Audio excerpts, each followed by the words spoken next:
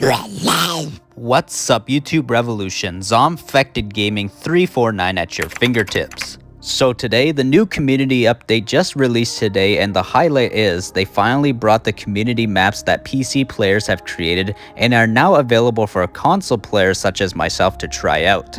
This is fantastic. We can finally get a taste of custom maps now, but there's some flaws with these community maps being extremely buggy and not working properly, like objectives not continuing. I also wish we could roam around in co-op with our friends in these community maps, but Techland is not sure if they can make that happen, but it's a maybe in the future. What I do want to talk about is Techland finally adding the new knife animations to the game, but I wasn't able to experience it at all because it wasn't allowing me to access my campaign profile while I was streaming the new update.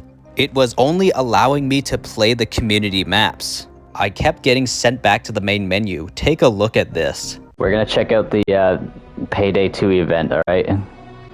Alright, let's go with that. My friend said he will watch after that movie in theater and I was thinking the same. Five Nights at Freddy's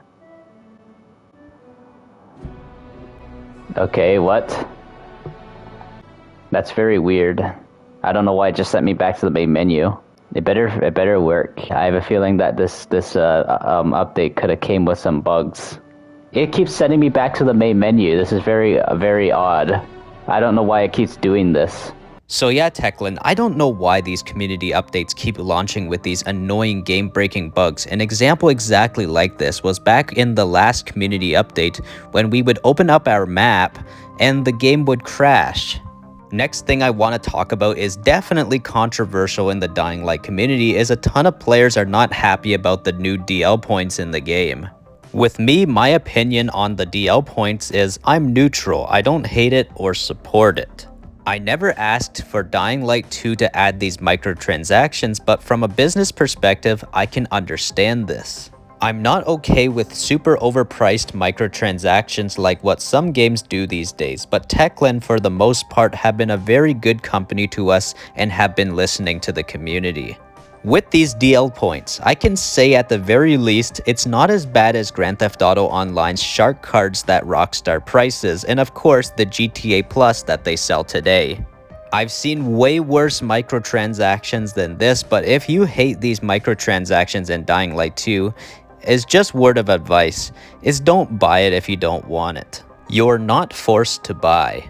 But possible reasons Techland needs to make this money from a business perspective is probably because they need to make the money back from what they may have spent on the budget for the story expansion DLC known as the New Frontier, which could be very expensive.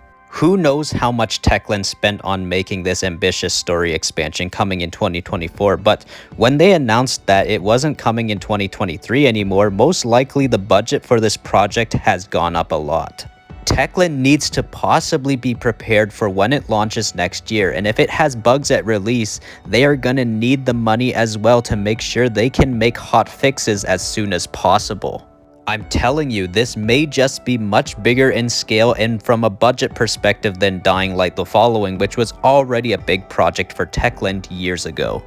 This New Frontier story is said to be at least or most 10 hours long, and that's actually pretty long and could almost be passed as its own standalone video game.